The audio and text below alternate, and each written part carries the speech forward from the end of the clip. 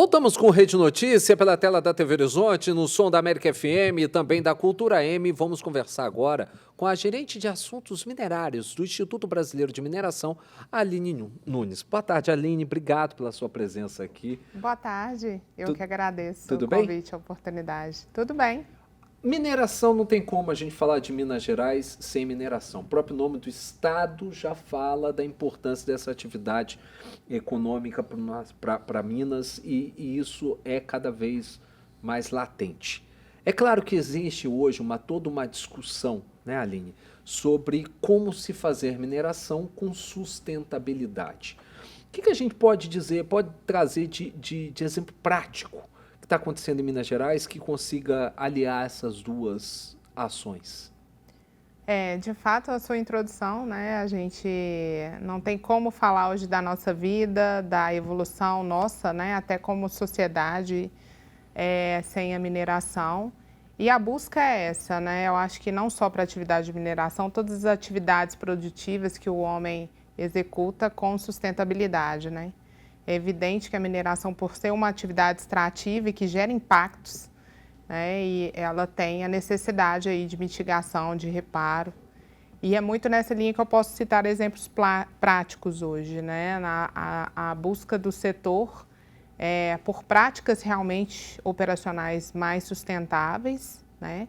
As relações com os stakeholders, as comunidades próximas, né, todos os envolvidos ali naqueles territórios onde tem atividade da mineração. Em termos práticos, a gente, aqui em Minas, por exemplo, né, é um território em que tem atividade de forma muito intensiva. A gente observa hoje os avanços aí na gestão, por exemplo, da disposição de resíduos e de rejeitos, com as empresas seguindo aí os protocolos, padrões internacionais. E a nossa legislação cada vez mais alinhada a essas práticas internacionais e sendo, inclusive, referência mundial. Eu creio que esse seja um exemplo bem nítido para citar de prática das empresas nessa linha, com busca, inclusive, não só para a segurança nas disposições existentes, mas também a busca por pesquisa e desenvolvimento para aplicação desses resíduos, dos rejeitos, dos estéreis gerados, na geração de outros produtos, de outras aplicações, minimizando os volumes gerados e não utilizados. Perfeito. Você falou em segurança, Aline. A gente tem 2 episódios muito marcantes da mineração em Minas Gerais, que foram os desastres de Mariana e Brumadinho. E, na sua avaliação, qual foi o grande aprendizado que o setor de mineração teve a partir dessas 2 tragédias que tanto, né, repercutiram na mídia, tiveram, infelizmente, uma repercussão muito negativa? Na sua avaliação, o que mudou na mineração desde então? A governança, tá? A governança que eu falo, na governança não só dos negócios, mas a governança presente desde o alto escalão das empresas, né, envolvida em suas atividades, bem próxima ali às decisões operacionais. Eu acho que essa reconfiguração sob o aspecto de governança ela é muito marcante no setor, a gente observa isso, né, para garantir de fato, de ponta a ponta ali, que os melhores padrões sejam de fato implementados, né? O acompanhamento, então essa reestruturação ela é muito marcante, a gente que está bem dentro do setor observa isso muito mais do que externamente. Esse foi um grande aprendizado e tem uma série de outros aprendizados, né? A questão da transparência, do relacionamento e a própria questão da estrutura, do investimento mesmo, de fato, em pesquisa, tecnologia e essa relação próxima também com os entes, né? Todos os stakeholders mais próximos aí. Aline, ainda falando sobre essa questão, é claro que esses 2 episódios trouxeram muitas reflexões e mudanças de atitude. Uma delas determinada por lei, que é a questão do descomissionamento, das barragens. Que aí você muda toda uma lógica de como os rejeitos são colocados e represados. Como que está esse processo dentro do entendimento IBRAM? O prazo dado é suficiente ou é necessário que a gente converse um pouco mais sobre esses prazos para fazer com que todas as barragens sejam colocadas nos padrões que foram determinados pelo Legislativo Mineiro? Fazendo um histórico aqui, né? Após o rompimento da barragem de Feijão, do córrego do Feijão, A gente tem a legislação de Minas Gerais saindo à frente, né, sendo publicada antes da legislação federal, em que impõe a descaracterização das barragens construídas a montante, né? Esse processo de descaracterização, ele é, na verdade, as já existentes, elas têm que ser reconfiguradas de forma a perder características de barragem e não são permitidos novos alteamentos dessas barragens, né? Então, a gente tem isso, entra em vigor em 2019, aqui em Minas Gerais, entra em vigor em 2019 também numa portaria, numa resolução da ANM, que aí a gente tem a legislação federal em 2020. Aqui em Minas Gerais, a gente teve a determinação do prazo de 3 anos para fazer de todas essas barragens, e a legislação federal coloca o mesmo prazo, colocando ainda a possibilidade de extensão do prazo para aqueles projetos em que fique claro que não é seguro executar naquele prazo. Tem algum hoje dentro dessa condição? Então, tem, e realmente, né, o prazo se mostrou inexecutável, né? É importante falar também que no mundo inteiro nós somos o único país que proíbe esse tipo de alteamento e de barragens. Então, é importante falar isso porque outros países operam de forma segura, operam com acompanhamento, né? O Brasil é o único que tem essa imposição.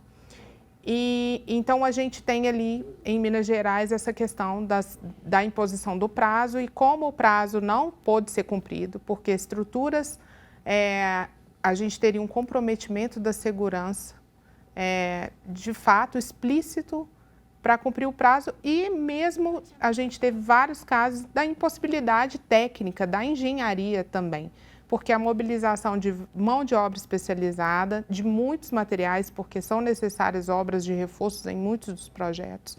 E é importante lembrar que cada barragem, ela tem uma característica, ela está em um contexto geográfico, ela tem todo um aspecto. Essa mudança, Aline, perdão te interromper, essa mudança na forma de como se tratar do rejeito, ela tem impacto direto de aumento de custo de produção? Não. Da maneira como foi colocada atualmente, da maneira como tem que ser feita em relação ao modelo anterior que vinha sendo colocado em relação das barragens? A gente tem outros, você fala das construções das estruturas, né? Isso. A gente tem o método de linha de centro, várias barragens e estruturas no Brasil com método de linha de centro, e a jusante e a montante, que são essas que têm que ser descaracterizadas. Que eram as mais usadas. Elas já estavam aí já em desuso, novas estruturas desse tipo.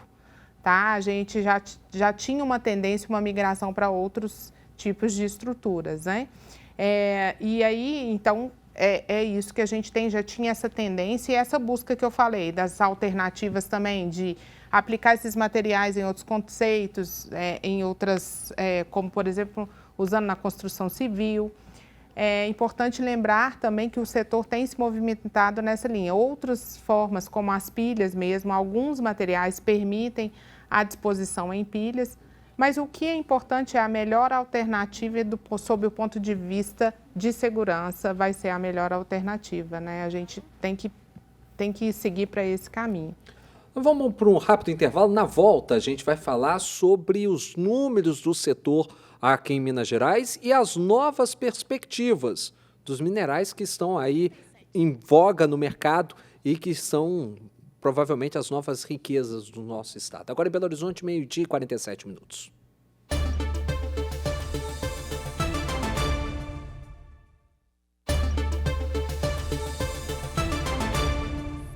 Estamos de volta, seguimos aqui com o nosso Rede Notícia, conversando com a Aline Nunes, que é gerente de assuntos minerários do Instituto Brasileiro de Mineração. Aline, você estava falando das barragens, tem um dado aí sobre quantas já foram descontinuadas e quantas ainda estão em processo, né? Isso. Eram cerca de 74 ali em 2019 barragens a montante no Brasil, tá? A maior parte delas aqui em Minas, que é essa técnica, né, que foi proibida, né, e que as existentes têm que ser descaracterizadas, né? Então, essas que devem ser descaracterizadas, a gente já tem 24, já foram descaracterizadas completamente, já não existem mais como estruturas de barragem. Dessas 50, a gente já tem algumas ali com o processo concluído, só em monitoramento, né? As agências fiscalizadoras acompanham e durante um dado período e, de fato, emite a declaração de que foi concluída a descaracterização. E algumas ali ainda com o processo em execução. Olha só, vamos falar um pouquinho sobre dados do setor. Ano passado e agora no primeiro quadrimestre desse ano, Minas Gerais, que normalmente o PIB dele é impulsionado pela mineração, está vendo a mineração perder esse primeiro lugar para o agro. Tem alguma explicação? É preço de mercado? Houve queda no volume de mineração aqui em Minas Gerais? Ou o que se explica isso, Aline? Eu acredito que é mais pelo crescimento, os dados indicam que é mais pelo crescimento do próprio agro, né? Um impulsionamento da própria atividade. Até mesmo porque Minas tem se destacado aí como primeiro lugar na produção, tanto em volume em tonelada quanto em valor da produção mineral brasileira. Então, a gente não tem nenhum fenômeno aí destacado de redução, não. Pelo contrário, a gente vem acompanhando aí o aumento da produção em Minas. Sim. A gente tem agora, né, muito se fala atualmente, né, Aline, sobre a questão do Vale do Lítio, né? Parece que é uma nova fronteira da mineração, é a menina dos olhos. O governo de Minas fala muito sobre isso, a própria imprensa retrata muito esse grande acontecimento que é o Vale do Lítio para a mineração e para a economia de Minas Gerais. Explica para a gente, para o nosso telespectador, de forma didática, o que é o Vale do Lítio, por que ele é tão importante para a nossa economia e o que a gente tem naquela região do norte, nordeste de Minas. Uhum. Explicando de forma bem sintética, né, o Vale do Lítio ele é uma ocorrência geológica destacada ali para a ocorrência do lítio, né? No Brasil é o lugar que a gente tem o grande potencial mesmo, as reservas maiores, né, recursos minerais e reservas de lítio, ali ocorrendo naquele contexto do Vale do Jequitinhonha. E esse mineral, ele é utilizado para baterias, não é isso? Exato. O lítio é fundamental nas baterias, né? E a gente está num mundo em que se fala muito da transição energética, né? Que é a necessidade do mundo todo, seja do processo industrial até o nosso modo de vida, da gente reduzir o uso de combustíveis fósseis, né? De queima, desses combustíveis que têm uma alta emissão, para ir para tecnologias, porque a gente precisa de fontes de energia. Então, o uso do combustível é para geração de energia, né? Seja no transporte, seja próprias usinas termoelétricas, por exemplo, para a gente ir para um modo produtivo e um modo de vida mais limpo, com menos emissões. Então, a gente vai para a tecnologia, vai para o uso de fontes mais renováveis de energia. Quando a gente fala de energia eólica, energia solar, a gente está falando que a gente precisa capturar essa energia do vento, do sol, por exemplo, mas a gente precisa armazenar para usar essa energia, né? Então, quando a gente fala em armazenar, a gente precisa desses componentes, dessa infraestrutura de armazenamento de energia e que a gente está falando de uso muito intensivo de minerais, que são os minerais críticos, e em termos de bateria, o lítio, assim como a grafita, são primordiais. A gente ainda não sabe, não tem ainda uma tecnologia que vai ganhar escala e já que a gente conhece que não vai levar o lítio. Agora, eu vou falar também do nióbio, queria que você falasse do nióbio lá em Araxá também rapidamente, mas só ainda falando sobre o lítio, existe um movimento, parte de defesa ambiental, até o ICMBio começou a falar sobre esse assunto, de se criar uma reserva onde existe a maior área, ali no Jequitinhonha, na área de Januária, para exploração e extração desse mineral. Como é que o IBRAM está vendo esse movimento? O que a gente observa é uma corrida mundial e a gente vê movimentações geopolíticas com olhar para mineração, com olhar para esses minerais críticos, né? É importante a gente estar atento a esses movimentos, oferta e demanda, mapear os riscos, né? Vários países já anteciparam isso, como os próprios Estados Unidos, a China, já trabalham isso há anos. Eles têm essas listas de minerais críticos e estratégicos, políticas para esses minerais, com olhar para suprimento de suas indústrias para fornecimento, né? E nós, aqui no Brasil, a gente está bem defasado com relação a isso. Quer dizer, perder essa oportunidade seria uma oportunidade de ouro que o Brasil está vivendo. Exatamente. Né? No nióbio também. Na verdade, assim, num contexto de minerais críticos de forma geral. A gente vê uma intensificação e várias iniciativas das próprias empresas no Vale do Lítio investindo e desenvolvendo, mas a gente precisa de uma política de Estado que vai favorecer vários outros minerais que são críticos e necessários também, como o cobalto, a grafita que eu falei, o próprio níquel, o cobre. Um veículo, por exemplo, só para você ter uma ideia, um veículo elétrico, ele consome cerca de 50 quilos de cobre, enquanto um veículo a combustível, ele usa 23. Olha o aumento de demanda por esses minerais que a gente tem. Então, é necessário a gente tem um mapeamento geológico baixo comparado a outros países, ou seja, a gente não conhece exatamente o nosso potencial em termos de minerais, a gente precisa melhorar, ampliar isso. E isso vai vir, essa ampliação, com uma política de Estado com esse olhar para a mineração estratégica, que é essa estruturação que outros países fizeram. Então, não é só o lítio, não é o caso só do nióbio. O nióbio tem uma história peculiar, né? O desenvolvimento de uso para o nióbio feito pela companhia que o descobriu e investiu em pesquisa e desenvolvimento para uso do nióbio. O nióbio hoje, né, atualmente, um novo uso para ele foi descoberto e a empresa, né, uma grande empresa que investiu nessa pesquisa e nessa descoberta do uso, que ele acelera, né, ele permite que as baterias sejam carregadas mais rapidamente, né, dando uma rapidez enorme no carregamento, usando um pouquinho de nióbio. Então, a gente vê que esse tipo de iniciativa, ela precisa acontecer no Brasil em larga escala, pesquisa e desenvolvimento, né? A gente se desponta na tecnologia do nióbio no mundo todo, porque a gente investiu, no caso a empresa, foi iniciativa privada, né? Investiu pesadamente em um uso, né? em investigar pesquisa, fazer pesquisa, desenvolvimento e descobrir um uso e vários usos para o nióbio.